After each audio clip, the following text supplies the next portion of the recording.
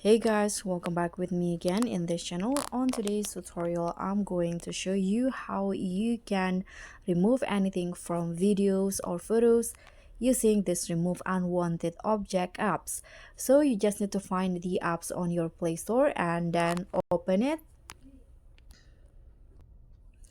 In here, you can just choose from your gallery.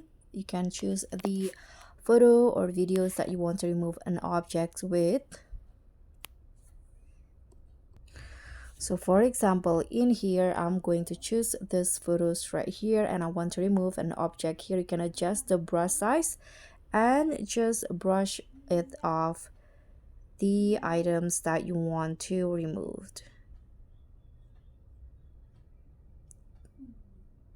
Just like this. And after that, here you can just click on process. Now it will processing to remove the objects. So you can just wait for the process in here. And that's all for me. Thank you so much for watching. Don't forget to like, comment, and subscribe. Also, click on the thanks. Bye.